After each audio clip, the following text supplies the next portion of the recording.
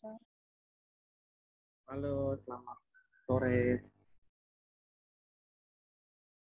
Sore, Apinda.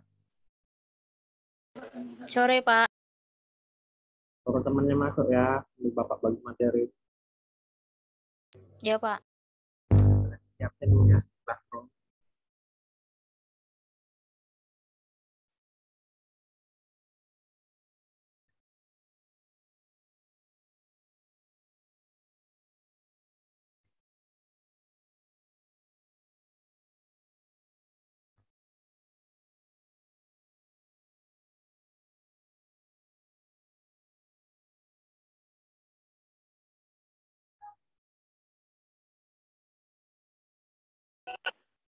Halo, selamat sore, Erlina Logara.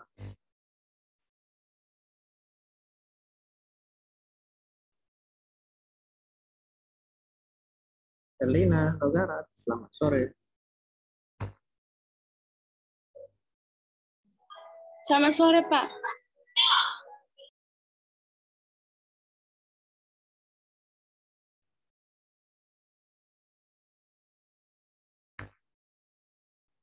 Gimana kabarnya?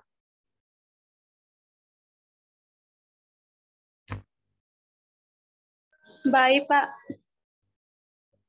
Nah, disuruh temannya masuk ya. Kelas berapa orang? Mana ini dulu? Dulu. Satu kelas ada 15, Pak. Pak, pernah.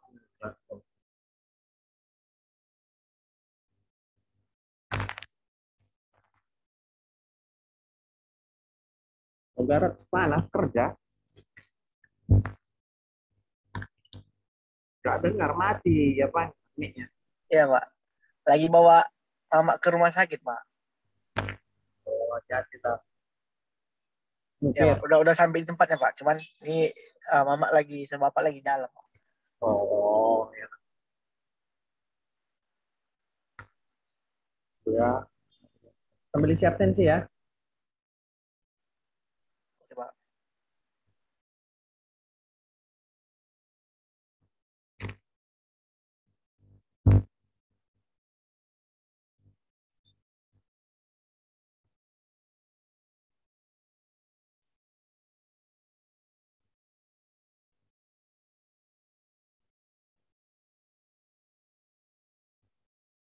Bentuk lain bentar dulu ya, Bapak kamar mandi.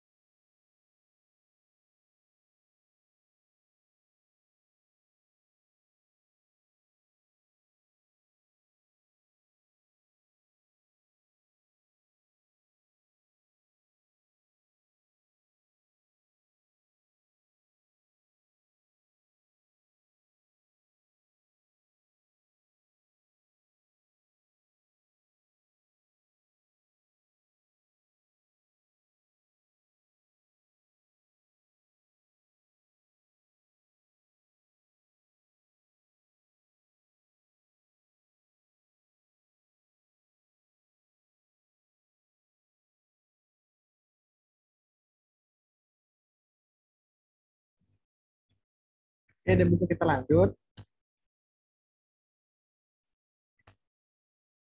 Udah bisa kita lanjut. Bisa, Pak. Udah Bisa, disiapkan Pak. ya kan?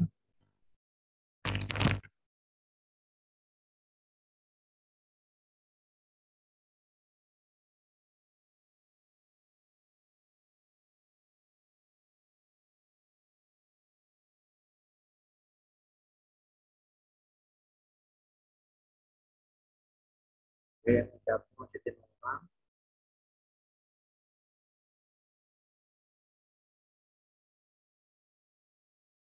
Kita materi kita tentang kita bahas yaitu kriptografi dan teknografi serta kunci privat dan publik. Oke ya. Jadi ini materinya agak banyak.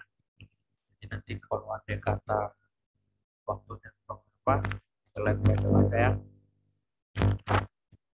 Bisa kan? Bisa, Pak.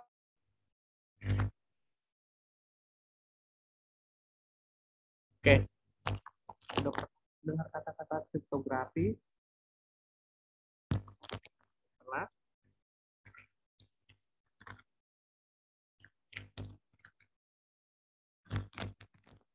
Belum pernah dengar kata kriptografi? Belum ya? Belum, Pak. Belum, Pak. Oke, jadi di sini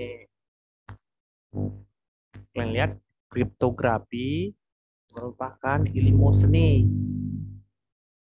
untuk menjaga pesan agar aman. Bentar ya.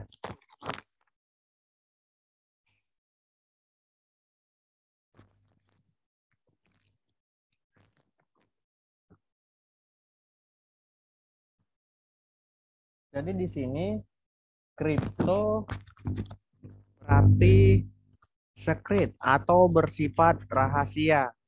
Sementara grafi adalah writing atau tulisan. Maka kalau diartikan tulisan yang bersifat rahasia. Pernah nggak buat tulisan bersifat rahasia? Pernah nih, terutama yang cowok-cowok, ya kan? Pernah, Pak. Nah, jadi itu buat pesan mau nembak seseorang biar gak ketahuan sama kawan, takut saingan, ya kan? Ya. Jadi di sini para pelaku atau praktisi kriptografi disebut cryptographers. Itu dia para praktisinya. Sebuah algoritma sebuah algoritma kriptografi disebut dengan cipher. Bisa kalian pahami? Bisa, Ini Pak. bahasa penting. Jadi pelaku utamanya adalah cryptographers. Kemudian apa lagi? Algoritmanya disebut dengan kata cipher. Nanti ada bahasa ciphertext lagi. Merupakan persamaan matematik yang digunakan untuk memproses enkripsi dan deskripsi. Jadi di sini enkripsi merupakan proses yang dilakukan untuk mengamankan sebuah pesan atau yang disebut dengan nama plain text menjadi pesan yang tersembunyi, disebut dengan ciphertext. Nah, jadi bagi yang bingung bisa kalian catat. Jadi di sini enkripsi merupakan proses yang dilakukan untuk mengamankan sebuah pesan. Jadi mengamankan sebuah pesan itu nanti namanya plain text. Di plain text lah filenya tadi. Maka nanti menjadi pesan yang tersembunyi. Jadi pesan tersembunyi itu namanya ciphertext. Nah, maka di sini pengertian ciphertext adalah pesan yang sudah tidak dapat dibaca dengan mudah. Itu dia.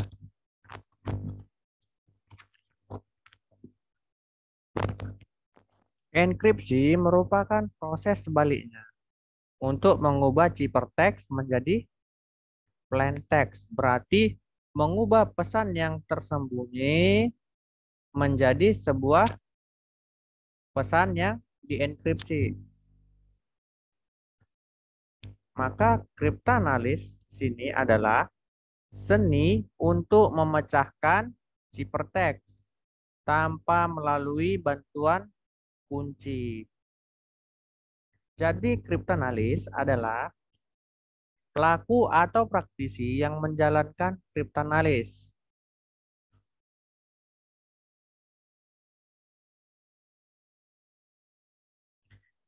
Selanjutnya, enkripsi digunakan untuk menyandikan data-data atau informasi sehingga tidak dapat dibaca oleh orang yang tidak berhak.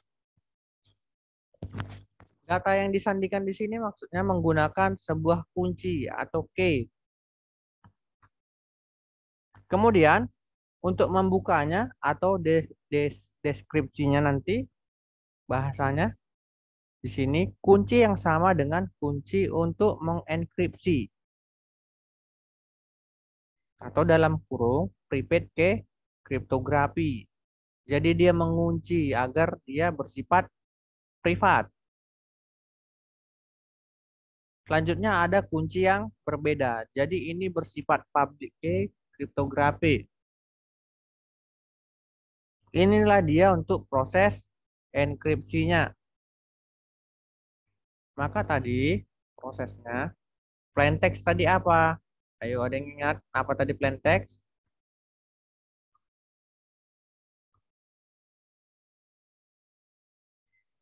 Ayo ada yang ingat plain text? Mengamankan sebuah pesan, Pak. Ayo yang lain. Ini dia tadi plain text. Nah, mana tadi? Nih.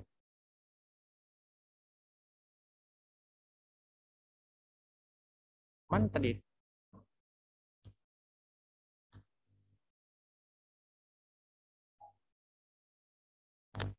Ada yang tahu tadi?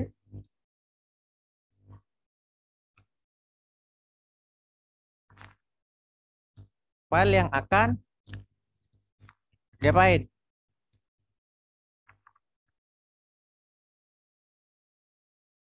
Halo?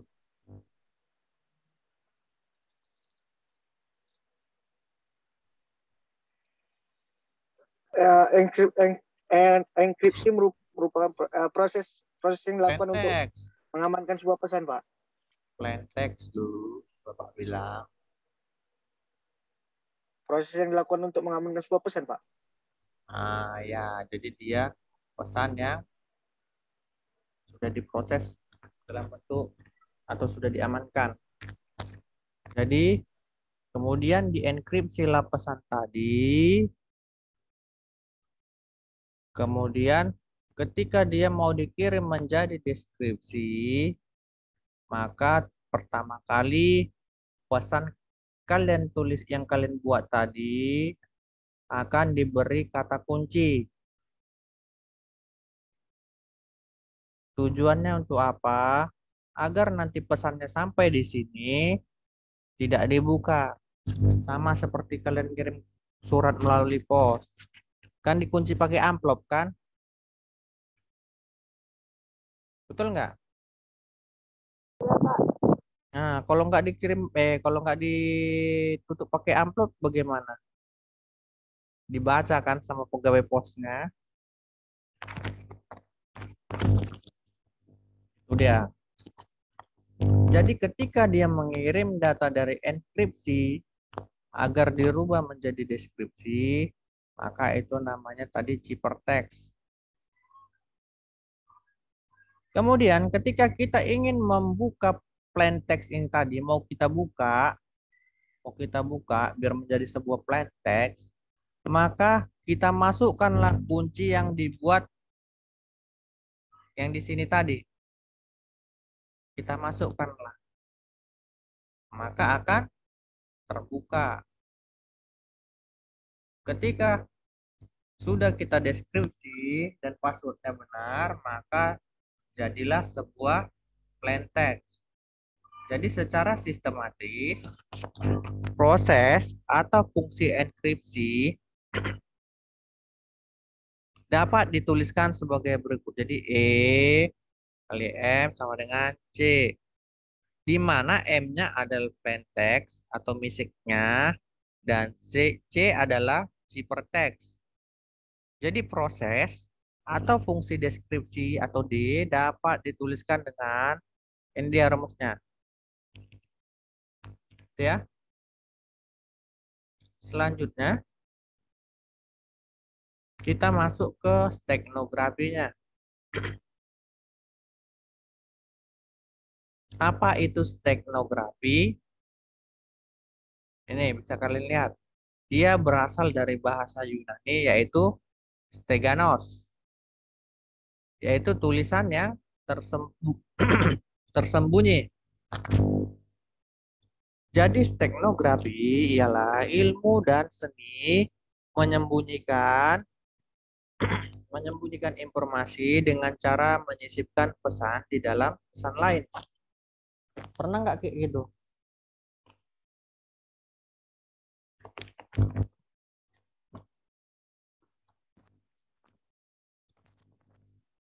Nah, jadi judul-judul ini bisa nanti kalian pakai untuk skripsi.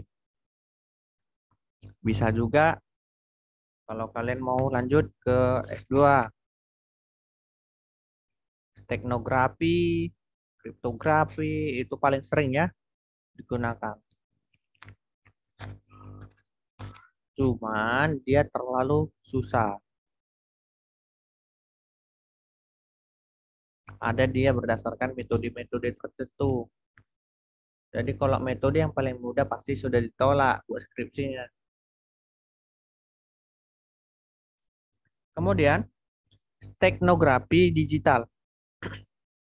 Jadi di sini stegnografi pada data digital dengan menggunakan komputer digital. Contohnya ini. Di sini ada pesan. Jadi pesan ini ada 4 jenis. Yang pertama, pesan dalam bentuk huruf. Kedua, pesan dalam bentuk audio. Ketiga, pesan dalam bentuk gambar. Yang keempat, pesan dalam bentuk video. Pasti semuanya sudah pernah kalian lakukan kan? Sudah pernah. Misalnya, siapa nih? Si Logarat mau ngirim lagu sama untuk ceweknya. Nah, jadi direkam nyala suaranya dari WA. Nyanyi. Itu sayang, suaraku ya. Betul kan? Terus kebalikannya nih. Si Siska punya pacar. Jadi dibilang, Sis, kirim dong videomu. Lagi nyanyi. Pernah gitu kan? Ada gitu kan? Pacarnya minta kan? Nah, kemudian di sini ada gambar. Nah, ini gambar paling sering kan? Jadi misalnya nih pacarnya bilang, udah mandi, udah. Oh berarti udah wangi. Kirimlah fotonya. Ya kan? Nah, itu dia. Kalau teks, udah sering kita lakukan setiap hari.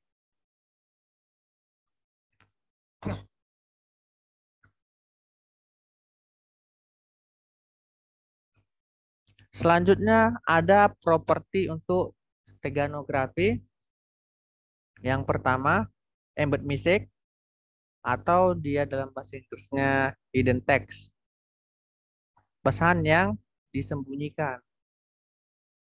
Properti yang kedua ada cover object atau dalam istilah cover text. Yaitu pesan yang digunakan untuk menyembunyikan embed message. Kemudian ada stego object atau dalam bahasa apanya stego text. Jadi ini ialah pesan yang sudah berisi pesan embed message.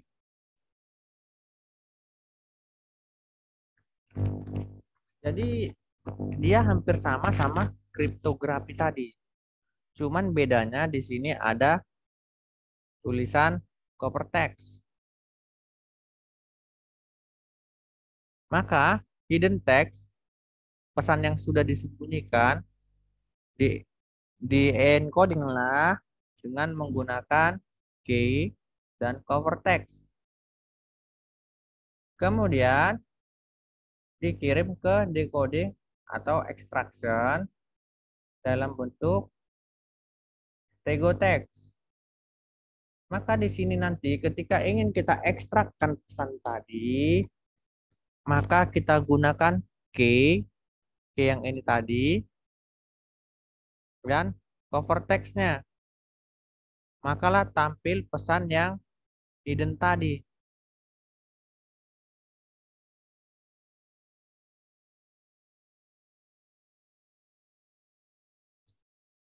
Selanjutnya, ini dia untuk gambarnya. Nanti bisa kalian lihat. Di sini untuk stego key-nya juga stego objek. Jadi ini contoh-contoh yang akan kita bahas. Misalnya di sini lupakan asal rumor itu, jangan ambil manfaatnya setelah aku tutup usia. Maka huruf pertamanya yaitu apa? Misalnya huruf pertamanya warna kita buat ya coretnya. Ini L, ya kan? Kemudian apa? A. Kemudian R, I, J, A, M, S, A, T, U. Inilah yang namanya hidden text ya. Yang Bapak apa ini nih?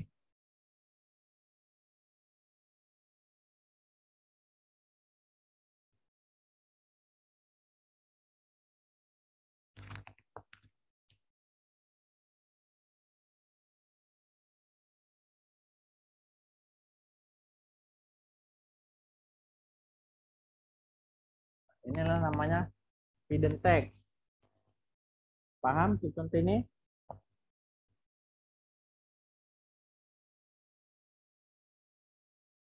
Selanjutnya, kata dari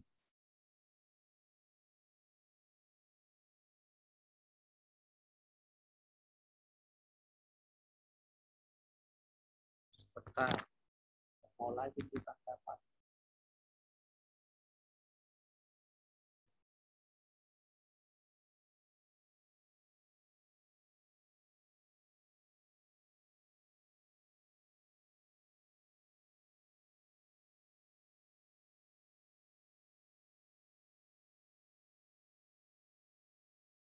Mana ya untuk menulisnya? Bilang.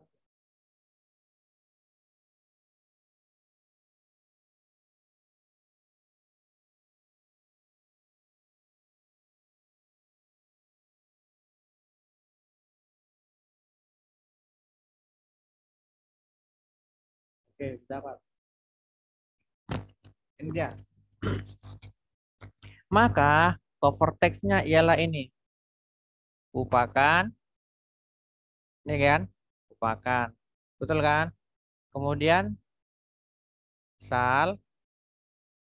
Kemudian umur. Kemudian tu. Kemudian angan. Apa lagi? Bil. Kemudian manfaatnya setelah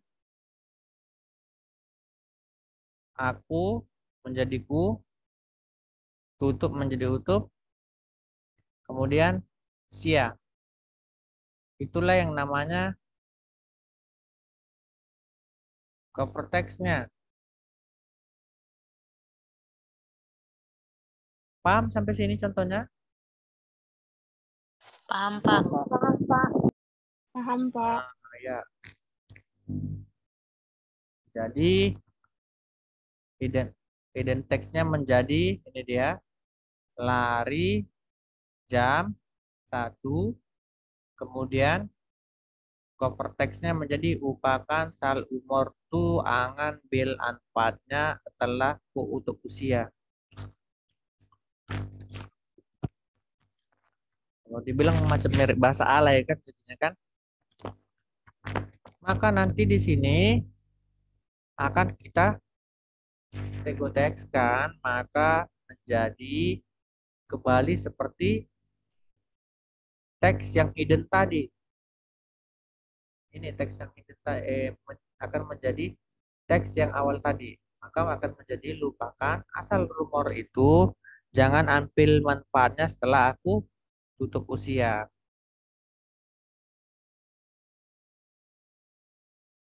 Ini dia untuk stegoteksnya gambar tadi. Jadi di sini istilah keilmuan serumpun terasa memberikan distorsi persepsi pada maksud sebenarnya. Jadi persepsi segera terbentuk dengan istilah tersebut adalah pertumbuhan dari akar-akar ilmu membentuk suatu rumpun yang berarti bahwa nuansa historis organisasi atau kelompok yang mewadahinya. Jadi inilah contoh untuk gambar.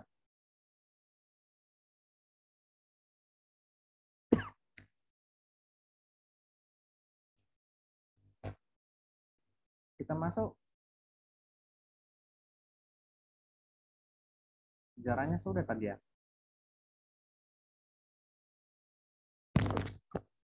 Kita masuk steganografi PS kriptografi. Jadi dia di sini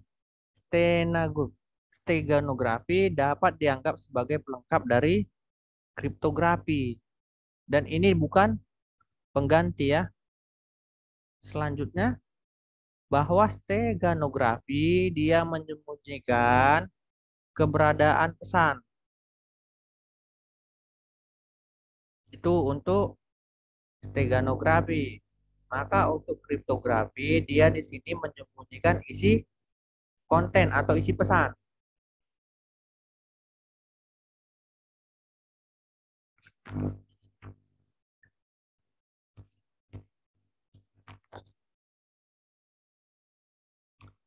Selanjutnya kita masuk kriteria yang bagus pada steganografi. Yang pertama apa saja? Ada imperceptible. Jadi keberadaan pesan ini rahasia dan dapat dipersepsi. Kemudian yang kedua ada fidelity. Di sini dia mutu cover atau objek tidak jauh berubah akibat dari effortnya tadi. Yang ketiga ada robustness. Jadi di sini data yang disembunyikan harus tahan terhadap manipulasi yang digunakan pada cover objeknya. Selanjutnya kita masuk ke recovery. Jadi di sini data yang disembunyikan harus dapat diungkap kembali. Itu dia.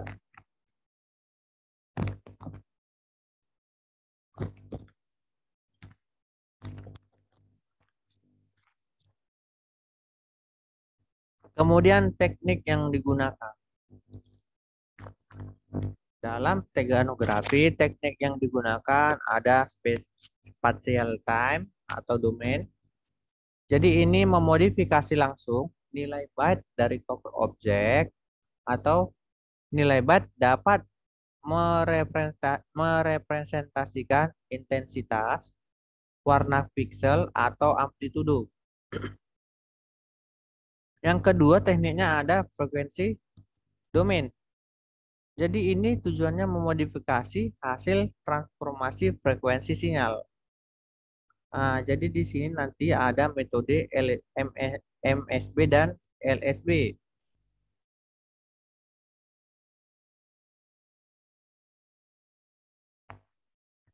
Jadi di sini mengubah bit LSB hanya mengubah nilai byte satu lebih tinggi atau satu lebih rendah dari nilai sebelumnya. Jadi misalkan di sini ada angka 110.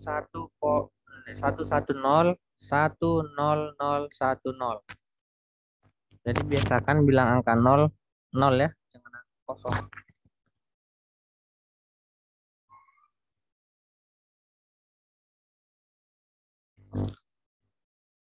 Jadi di sini ada contoh dari LSB.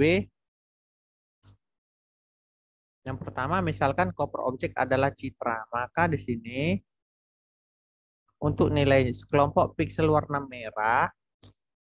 Jadi kalian kalau pernah lihat bahasa pemrograman di situ nanti ada contoh-contohnya. Misalnya untuk apa? Pernah kalian buat di apa? Di pemrograman untuk menampilkan warna. Jadi di situ ada kode-kode angkanya. Jadi untuk menampilkan warna merah inilah kodenya. Ada 00, 11, 00, 11, 10, 10, 00, 10. Inilah. Panjang kan untuk menampilkan warna merah aja. Yang kedua, misalkan ada embed music. Jadi di sini hasilnya adalah 0111. Maka ini dapat kita lihat dari encoding ini. Ini nolnya, ini satunya, dan ini nolnya.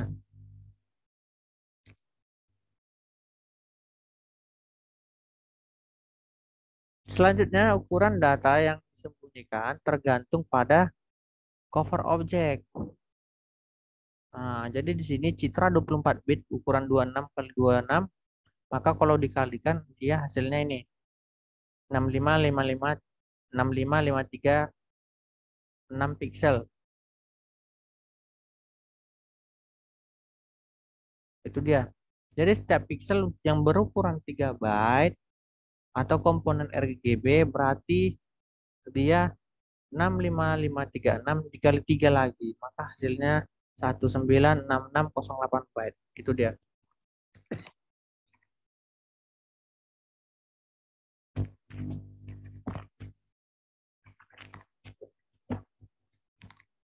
Kemudian keuntungan dari LSB. Jadi sini keuntungannya untuk mudah diimplementasikan dan proses encodingnya cepat.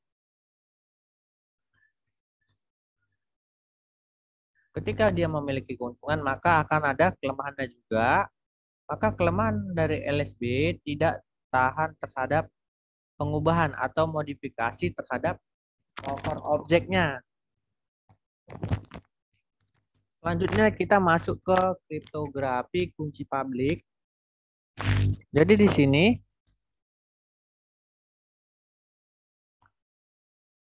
sampai akhir tahun 1970 hanya ada sistem kriptografi kunci simetris. Kemudian salah satu masalah besar dalam sistem kriptografi bagaimana mengirimkan kunci rahasia kepada penerima. Mengirim kunci rahasia pada saluran publik atau telepon atau internet, pos, itu sangat tidak aman. Sama seperti kalian punya Facebook. Kalau kuncinya kalian kirim sama orang, misalnya sama orang teman-teman kalian lah, bagaimana? Aman nggak? Tidak kan? Takut nanti malam dikerjain. Oleh karena itu, kunci harus dikirim melalui saluran kedua. Dengan benar-benar aman. Saluran kedua tersebut umumnya lambat dan mahal. Maka di sini ide kriptografi atau kunci near simetris muncul pada tahun 1976. Makalah pertama perihal kriptografi publik ditulis oleh D.V. Hellman, ilmuwan yang berasal dari Stanford University di IEEE. Jadi judul makalahnya itu New Direction in Cryptography. Namun, pada saat itu belum ditemukan algoritma kriptografi seperti Nersimetris yang sesungguhnya.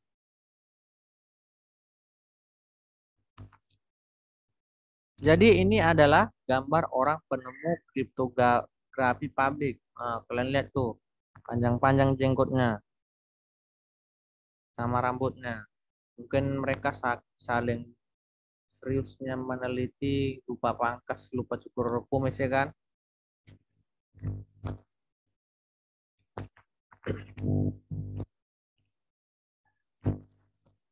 Jadi di sini kriptografi kunci nersimetri disebut juga dengan kunci publik.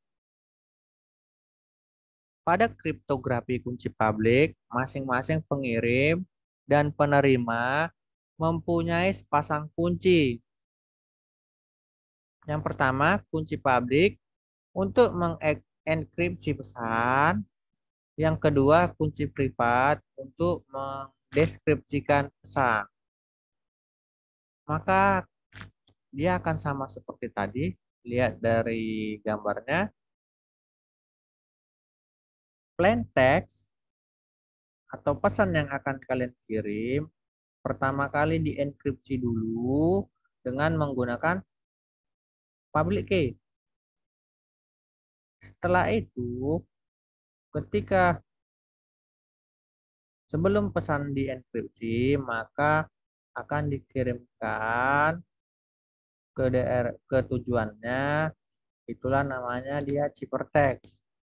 Ketika pesan itu sudah sampai ke tujuan, maka yang di tujuan tadi akan mendeskripsikan plain text yang kita kirim tadi dengan kunci privat yang sudah kita janjikan. Maka nanti hasilnya apa? Hasilnya adalah plain text yang kita kirim tadi.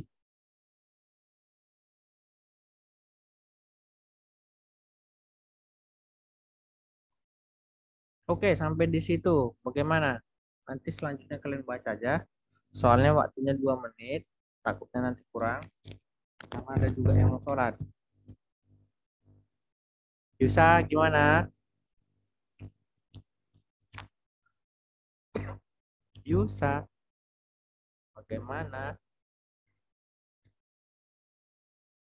Di sini yang isi absen ada 10. Nisa, Siska, Yudisa, Harpinka, Logarat, Maya, Teresia, Rina Dewi Lestari, Erlina Laila, Mina Kumari, Santia. Sementara yang di sini Harpinka, Logarat, Maya, Rina, Siska kan pandai-pandai. Ini kalian lihat.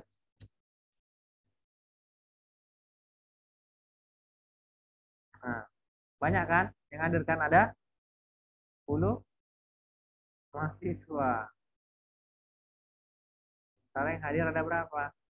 Lihat nih, Nisa nggak ada kan Nisa? Ada? Nggak ada, Pak. Nggak ada, Pak. Siska, bisa ada kan? Artika ada, Logarat ada. Oh, ya kan? Ya sudahlah, kita biarkan aja lah apa mau mereka. Ya udah, ini berhubung waktu kita udah tinggal 1 menit. Kalian lanjutkan nanti pembahasannya ya. Kalian baca-baca. Oke, selamat sore semuanya. Tetap jaga kesehatan. Sampai jumpa minggu depan. Bye-bye. Sore, Pak. Sore, Pak. Sore, Pak. Oke, yang belum isi absensi diisi ya.